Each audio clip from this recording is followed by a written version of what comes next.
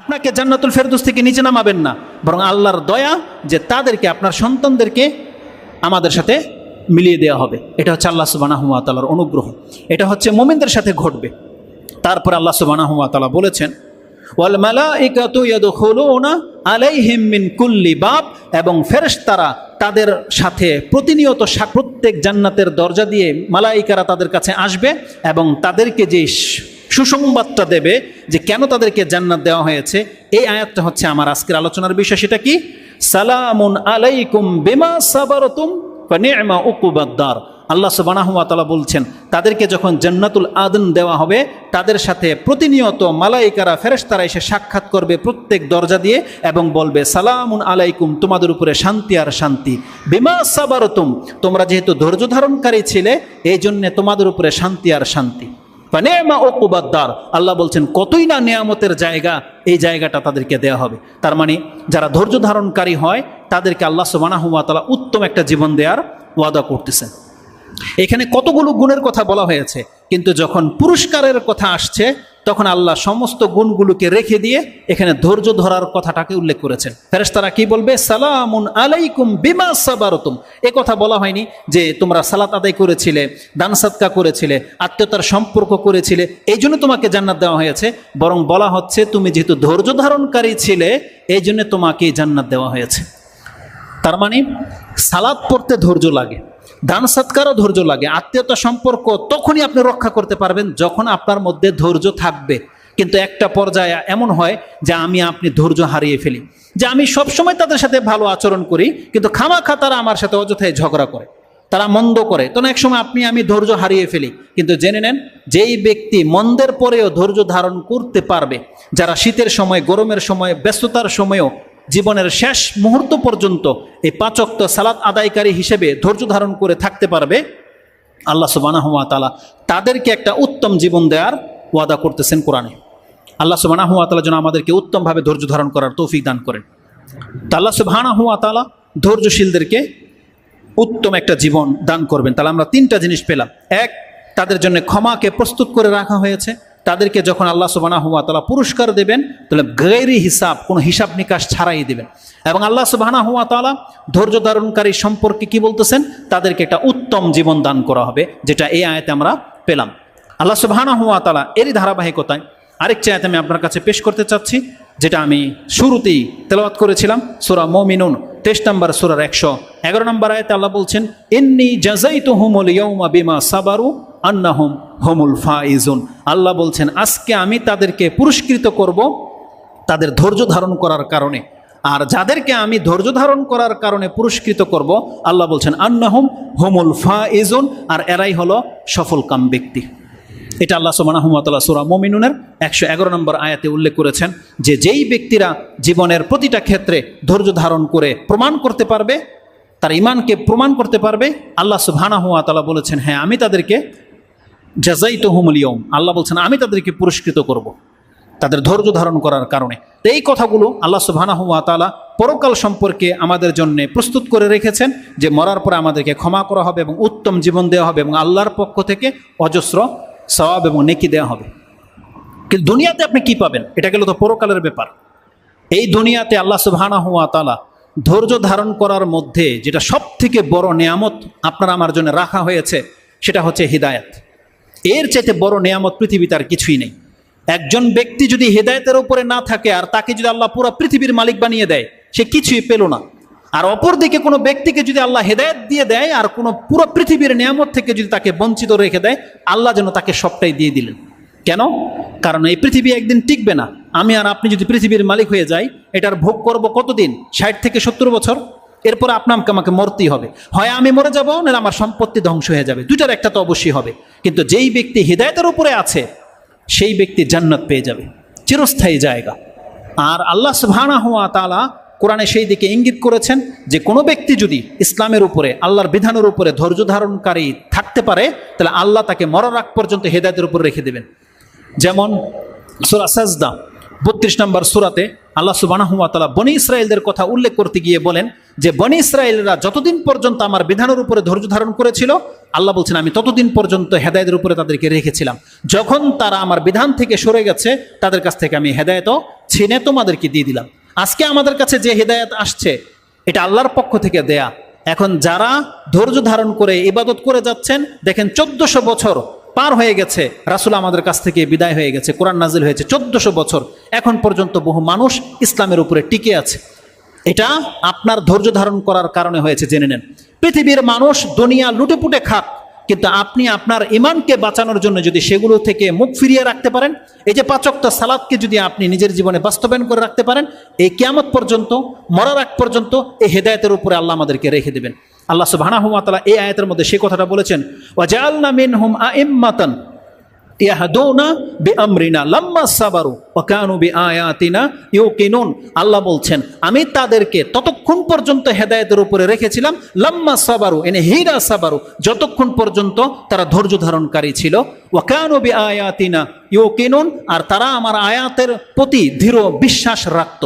তার মানে আল্লাহ আমাদেরকে শিক্ষা দিচ্ছেন, আমরা যদি কোরআনের প্রতি দৃঢ় বিশ্বাস রাখতে পারি এবং আমরা যদি আল্লাহ সুবহানাহু ওয়া তাআলার ফয়সালার উপরে, তার বিধানের উপরে যদি ধৈর্য ধারণ করে থাকতে পারি, আল্লাহ সুবহানাহু ওয়া তাআলা বলছেন তাহলে তুমি হেদায়েতের উপরে থাকতে পারবে। তাহলে ধৈর্যের মাধ্যমে এই দুনিয়াতে আপনি হেদায়েত প্রাপ্ত হতে পারেন। দেখেন মানুষ যখন অধৈর্য হয়ে যায় না, তার জীবনের বহু বিপর্যয় ঘটে। আজকে অধিকাংশ সংসারে যে প্রবলেমগুলো দেখা দেয়, অধিকাংশ তালাকের হার বেড়ে গেছে, স্বামীর সাথে স্ত্রীর সম্পর্ক ভালো নয়। কেন? শুধুমাত্র একটা পর্যায়ে গিয়ে সে অধৈর্য হয়ে যায়। তাই স্বামী অধৈর্য হয়ে যায়, স্ত্রীও অধৈর্য হয়ে যায়। স্বামীর অধৈর্য হওয়ার ফলে যেই খারাপিটা, সেটা কি জানেন? প্রায় আমাদের কাছে ফোন আসে, সামান্য একটু ঝগড়ার কারণে সে 3 তালাক বলে দেয়। পরবর্তী গিয়ে সে বলে যে আমি রাগ করে বলে দিয়েছিলাম, আমি বুঝতে পারিনি, এই সেই। কিন্তু ধৈর্য ধারণকারী ব্যক্তির কোনোদিন এই ভুলটা হবে না। যেই ব্যক্তি ধৈর্য ধারণ করার ক্ষমতা রাখে, তার মধ্যে একাধিক গুণ জন্মে যায়। যেই ব্যক্তি ধৈর্য ধারণ করতে পারে, সে সঠিক সিদ্ধান্ত নিতে পারে, সে তার রাগকে দমন করতে পারে, সে মানুষকে ক্ষমা করতে পারে, সে মানুষকে দয়া করতে পারে, আর তার সিদ্ধান্তে খুব ভুল হয় না বললেই চলে। এই জন্যে আল্লাহ সুবহানাহু ওয়া তাআলা হচ্ছেন উত্তম ফয়সালাকারী, কারণ আল্লাহ সুবহানাহু ওয়া তাআলা তড়িঘড়ি কোনো কাজ করেন না। এই জন্য তার নাম হচ্ছে আস-সাবুর। আল্লাহ হচ্ছেন পরম ধৈর্যশীল। আপনি আমি বিচার করেন তো দেখি, আমাদের পাপের কারণে যদি আল্লাহ তখনই ধরে নিতেন, ধৈর্য ধারণ না করতেন, তাহলে আমরা পৃথিবীতে বেঁচে থাকতে পারতাম? আল্লাহ সুবহানাহু ওয়া তাআলা কবি আমাদেরকে হালাক করে দিতেন। কিন্তু আল্লাহ কিয়ামত পর্যন্ত বলে দিয়েছেন যে দুনিয়াতে চট করে তোমাকে আমি ধরবো না, তোমাকে আমি একটা সময় পর্যন্ত ছেড়ে রাখবো। আল্লাহ সুবহানাহু ওয়া তাআলাকে গালি দিয়েছে ফেরাউন, কত বড় কথা বলেছে, পৃথিবীর ইতিহাসে কেউ বলে নাই। সেই ফেরাউনকে পর্যন্ত আল্লাহ একটা নির্দিষ্ট সময় পর্যন্ত ছাড় দিয়ে রেখেছিলেন। যেমনি বলেছিল আনা রাব্বুকুমুল আলা, ওই দিনই আল্লাহ ফেরাউনের টুটকিটাকে ধরে নেয়নি, ওই দিনে তার প্রাণটাকে ছিনিয়ে নেয়নি আল্লাহ তাকে ছেড়ে দিয়েছে সময় পর্যন্ত, যে না আরও কিছু সময় ওকে দেওয়া হোক। তো মানুষ যখন ধৈর্য ধারণকারী হতে পারে, তখন সে সামনের ব্যক্তিকে ক্ষমাও করতে পারে, সে সঠিক সিদ্ধান্ত নিতে পারে। তাহলে এগুলো হচ্ছে ধৈর্যের গুণ। আল্লাহ সুবহানাহু ওয়া তাআলা বলেছেন তুমি ধৈর্য ধারণকারী হলে আমি তোমাকে হেদায়েতের উপরে রেখে দেব। ধৈর্য ধারণকারী হলে আল্লাহ সুবহানাহু ওয়া তাআলা বলতেছেন যে আমরা কি প্রাপ্ত হব।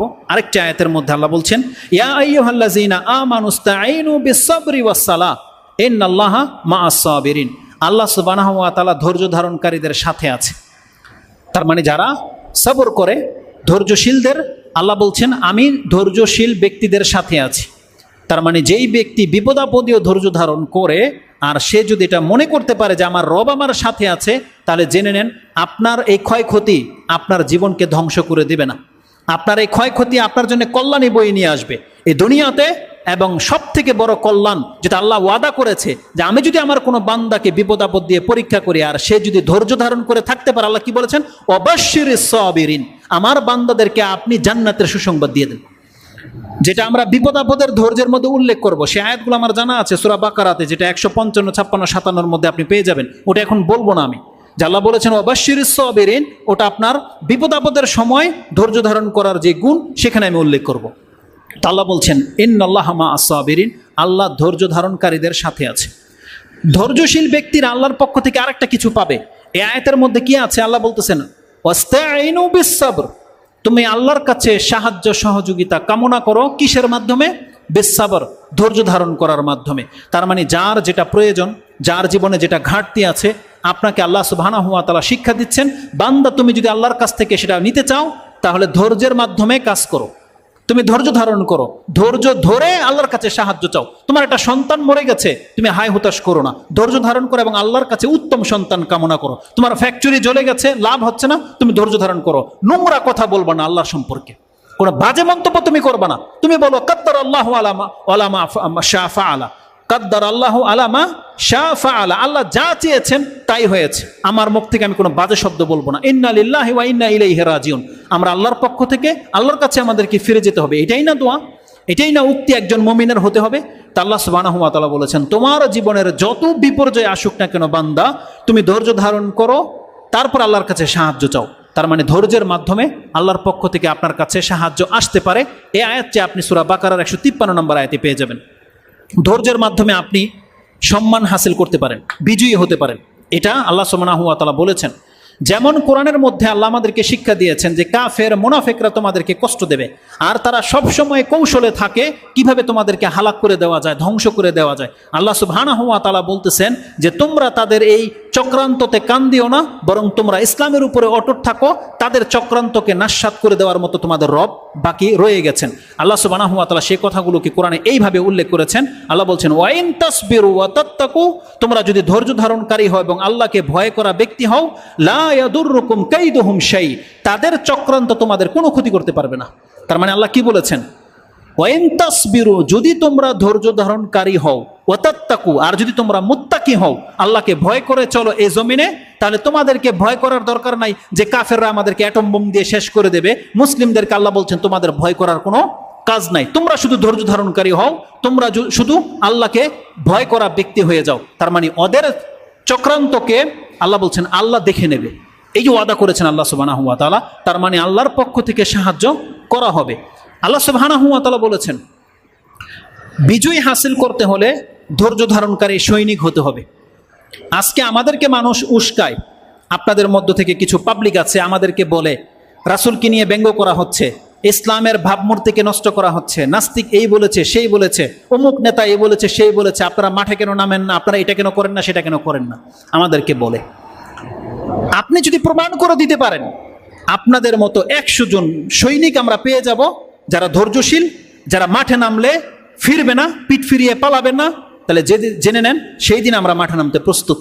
কিন্তু আমরা পাচ্ছি না সেই রকমের অনুসারীদেরকে, যেমনটা সাহাবায়ে কেরামরা ছিলেন, তারা মাঠে নেমে গেলে পিঠ ফিরিয়ে কোনোদিন পালাননি। কিন্তু আমরা তো বাংলার চিত্র তো দেখতেছি, অধিকাংশ মানুষগুলো যখন মাঠে নামে হুজুকে, তারপরে কিছু হলে নেতাকে ফেলে দিয়ে সব পালায় বা নেতাই পালিয়ে যায়, এমন বহু চিত্র ঘটেছে বাংলার জমিনে।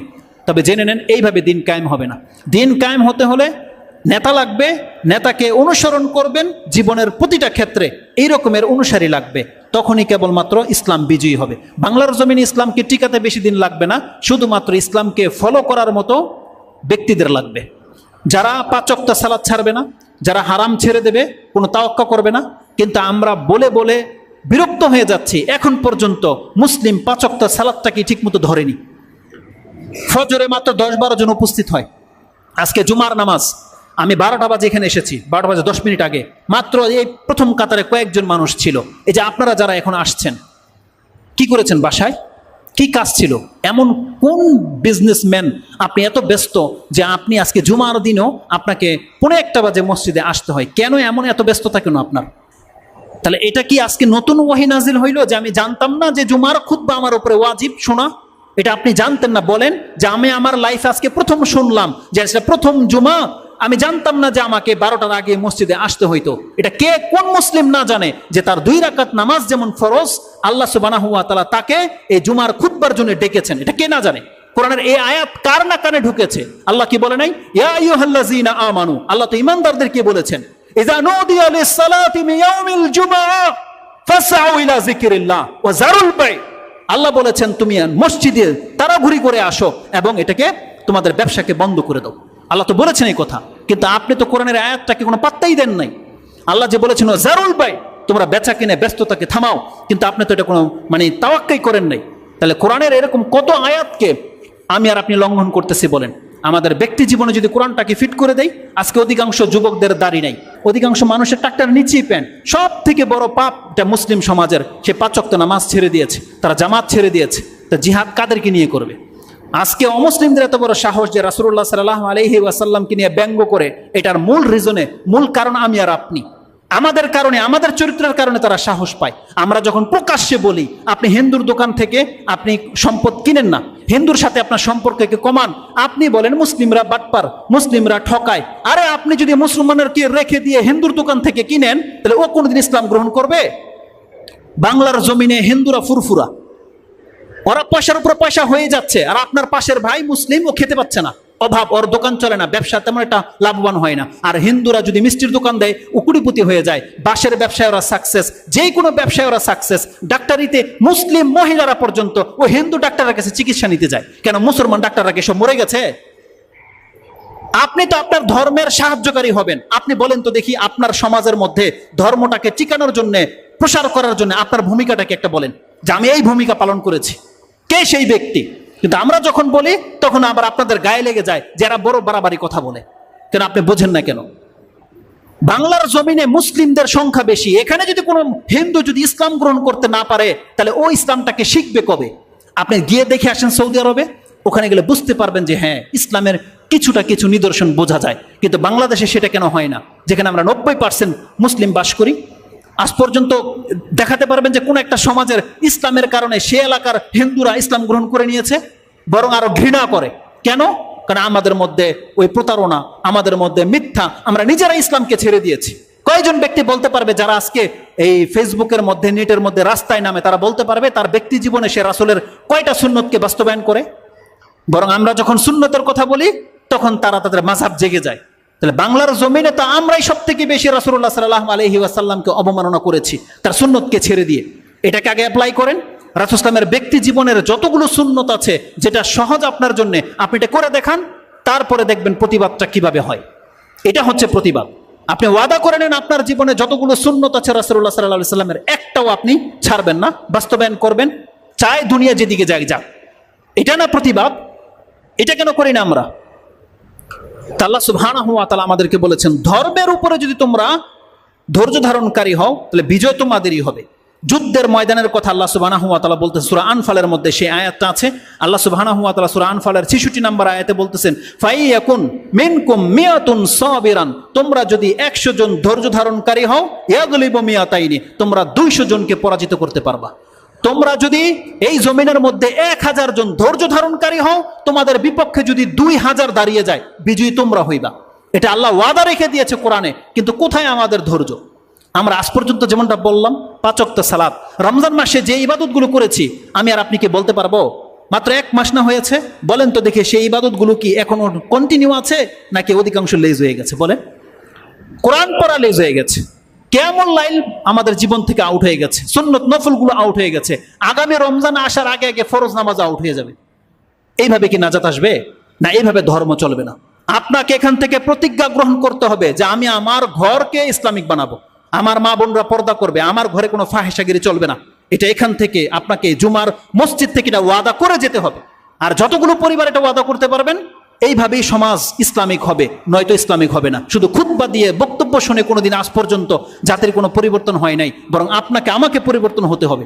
আল্লাহ সুবহানাহু ওয়া তাআলা সূরা রদ 13 নম্বর সূরার 11 নম্বর আয়াতে বলছেন, ইন্নাল্লাহা লা ইউগাইয়িরু মা বিকাউমিন হাত্তা ইউগাইয়িরু মা বিআনফুসিহিম। আল্লাহ বলছেন, আল্লাহ কোনো জাতিকে নিজে থেকে পরিবর্তন ঘটিয়ে দেবেন না যতক্ষণ পর্যন্ত সেই জাতি নিজের পরিবর্তন না ঘটাবে। এই জন্য আল্লাহ সুবহানাহু ওয়া তাআলা আপনাকে দাড়ি তো দেয়, কিন্তু আপনি যদি ফেলে দেন, তার মানে কি আল্লাহ কি দাড়িকে আদেশ করবে দাড়ি লোহার মতো শক্ত হয়ে যাও? এটা তো করবেন আল্লাহ সুবহানাহু ওয়া তাআলা। আল্লাহ তো আপনাকে দিচ্ছে দাড়ি, আপনি কেটে ফেলে দিলেন, কার দোষ? তো কথা হচ্ছে যে আল্লাহ সুবহানাহু ওয়া তাআলা আমাদেরকে শুধু বিধান দিয়েছেন, আমাদেরকে পালন করে দেখাতে হবে। আল্লাহ বলেছেন, তোমরা যদি 100 জন ধৈর্য ধারণকারী হও, তাহলে তোমাদের বিপক্ষে যদি 200 জন যদি দাঁড়িয়ে যায়, বিজয়ী তোমরাই হবা, তোমাদেরই জয় হবে। তো ধৈর্যের মাধ্যমে এটা সম্ভব। আল্লাহ সুবহানাহু ওয়া তাআলা আমাদেরকে ধৈর্যশীল হওয়ার অন্তর্ভুক্ত করে দেন। আমরা যেন ধৈর্য ধারণকারীদের অন্তর্ভুক্ত হতে পারি, আমরা আল্লাহ সুবহানাহু ওয়া তাআলার কাছে সেই গুণটাই তলব করতেছি। রাসূলুল্লাহ সাল্লাল্লাহু আলাইহি ওয়াসাল্লামের হাদিস থেকে একটা হাদিস যেটা জানা যায়, ইমাম মুসলিম রাহিমাহুল্লাহ তার তাহারাতের অধ্যায়ের প্রথম হাদিস, যেটা 422 নম্বরে পেয়ে যাবেন, তাতে তিনি বলেছেন আত-তাহুরু শাত্রুল ঈমান। এই হাদিসটি একটু লম্বা আছে, এটা বলেই দিই। আত-তাহুরু শাত্রুল ঈমান ওয়ালহামদুলিল্লাহি তামলাউল মিজান ও সুবহানাল্লাহি ওয়ালহামদুলিল্লাহি তামলাআনি আও তামলাউ মা বাইনাস সামাওয়াতি ওয়াল আরদ। আস-সালাতু নূরুন ওয়াস সাদাকাতু বুরহানুন ওয়াস সাবরু দিয়াউন ওয়াল কুরআনু হুজ্জাতুল লাকা ওয়া আলাইকা কুল্লুন নাসি ইয়াগদু ফাবাইউ নাফসাহু ফামুতিকুহা আও মুবিকুহা। এটা হচ্ছে হাদিসের ফার্স্ট টু লাস্ট। এটার মধ্যে একটা জুমলা হলো, রাসূলুল্লাহ সাল্লাল্লাহু আলাইহি ওয়াসাল্লাম বলেছেন আস-সালাতু নূরুন, নামাজ তোমার জ্যোতি, নূর, আলো দেবে তোমাকে। ওয়াস সাদাকাতু বুরহান, সাদাকা তুমি যে দিচ্ছ এটা তোমার ইমানের প্রুফ, এভিডেন্স। ওয়াস সাবরু দিয়াউন, আর তোমার ধৈর্য ধারণ করা এটা হচ্ছে প্রদীপ। দেখেন, সালাত হচ্ছে নূর আর ধৈর্য হচ্ছে প্রদীপ। কি পার্থক্য নূর আর জ্যোতির মধ্যে? নূর মানে আপনার কষ্টদায়ক কিছু নাই, তাপ নাই। সূর্যের মধ্যে কি আছে? তাপ আছে না? এটা হচ্ছে জ্যোতি, দিয়া। কিন্তু কামার, চাঁদের মধ্যে কি আছে? আলো আছে, নূর, কিন্তু কোনো তাপ আছে? কোনো তাপ নাই। তার মানে নামাজ হচ্ছে এমন আলো যেটার মধ্যে কোনো তাপ নাই, কোনো কষ্ট নাই, কিন্তু ধৈর্য ধারণ করা একটু কষ্ট। কারণ আপনাকে আঘাত করেছে, সেটা মেনে নেওয়াতে একটু কষ্ট হবেই। আপনার সন্তান মরে গেছে, ধৈর্য ধারণ করতে কষ্ট হবে না? আপনার এত বড় ব্যবসা লস লেগে গেছে, আপনার এত কিছু ঘুরে গেছে, একটু কষ্ট হয় না? এই জন্য আল্লাহ বলেছেন আস-সাবরু দিয়াউন, ধৈর্য হচ্ছে প্রদীপের ন্যায়। তার মানে এটা জলে, ঠিক আছে, জ্বলছে, কিন্তু জেনে নেন এটা থেকে যে আলোটা ছড়াবে এটা অন্যরা উপকৃত হবে। তার মানে কোনো ব্যক্তি যদি ধৈর্য ধারণকারী হয়, তার নিজের একটু কষ্টে হলেও এটাতে যে আলোটা ছড়াবে এটা হচ্ছে উপকৃত আলো। আর আল্লাহ রাসূল সাল্লাল্লাহু আলাইহি ওয়াসাল্লাম কি বলেছেন? আস-সাবরু দিয়াউন। অতএব আল্লাহ সুবহানাহু ওয়া তাআলা যেন আমাদেরকে ধৈর্য ধারণকারীদের অন্তর্ভুক্ত করেন। যেই বিষয়গুলো জানলে ধৈর্য ধারণ করা সহজ হবে, এটা আমরা ইনশাআল্লাহুল আজিজ পরবর্তী খুতবায় আলোচনা করব। আজকে যতগুলো কথা বলেছি এটা হচ্ছে ধৈর্য ধারণকারী কি হাসিল করতে পারে সেই সম্পর্কে। এই ছিল ধৈর্য ধারণ করা সম্পর্কে সংক্ষিপ্ত কিছু কথা। আরও লম্বা কয়েকটা খুতবা লেগে যাবে। আল্লাহ সুবহানাহু ওয়া তাআলা যেন আমাদেরকে সেই মর্যাদায় পৌঁছে দেন যেই মর্যাদায় ধৈর্য ধারণকারীরা পৌঁছে গেছে। আল্লাহ সুবহানাহু ওয়া তাআলা আমাদের মধ্যে যেন সেই গুণ দিয়ে দেন যার মাধ্যমে আমরা ধৈর্য ধারণকারী ব্যক্তি হতে পারি। এবং দুনিয়াতে আল্লাহ এমন কোনো ক্ষয়ক্ষতি তুমি আমাদেরকে দিও না যেটা আমরা ধৈর্য ধারণ করে থাকতে পারবো না। আল্লাহ, অধৈর্য হওয়া থেকে আমরা তোমার কাছে আশ্রয় চাচ্ছি, এবং তুমি আমাদেরকে এই জমিনের মধ্যে কল্যাণ দান করো। রব্বানা আতিনা ফিদ দুনিয়া হাসানা ওয়া ফিল আখিরাতি হাসানা ওয়া কিনা আযাবান নার। আকুলু লিকাউলি হাযা আস্তাগফিরুল্লাহ লি ওয়া লাকুম ওয়া লিসাইরিল মুসলিমিন ফাস্তাগফিরু ইন্নাহু হুয়াল গফুরুর রহিম।